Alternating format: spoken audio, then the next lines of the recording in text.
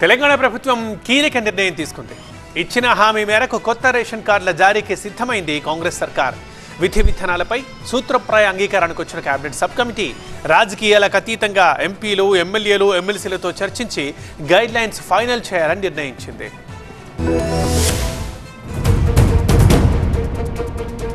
తెలంగాణలో రేషన్ కార్డులపై ముందడుగు పడింది. రాష్ట్రంలో అర్హులందరికీ కొత్త రేషన్ కార్డులు ఇవ్వాలని నిర్ణయించింది ప్రభుత్వం.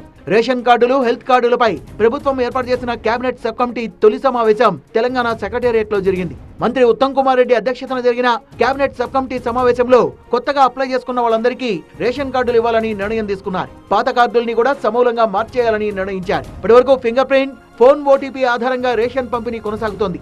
ఈ వ్యవస్థను మార్చి స్వైపింగ్ మోడ్ లో కొత్త కార్డుల్ని తీసుకురావాలని నిర్ణయం తీసుకున్నారు.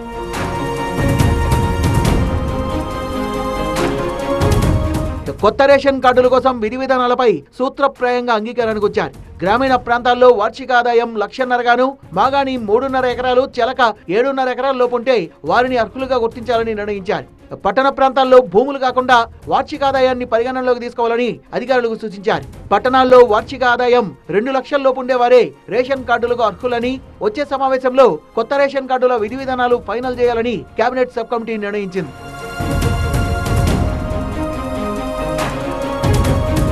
పాత కార్డుల స్థానంలో కొత్త కార్డులు ఇవ్వాలని కేబినెట్ సబ్ కమిటీ నిర్ణయించింది.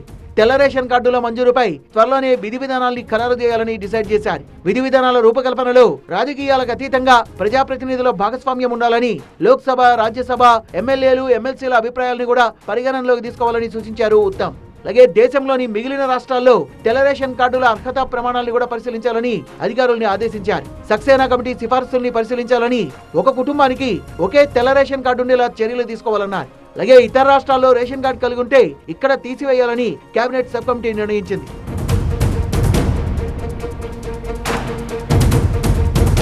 మొత్తానికి 10 ఏళ్లుగా రేషన్ కార్డుల కోసం ఎదురు చూస్తున్న వారికి తెలంగాణ ప్రభుత్వం తీపి కబురు చెప్పింది. త్వరలోనే గైడ్ లైన్స్ ఫైనల్ చేసి రేషన్ కార్డుల్ని అందించనుంది సర్కార్.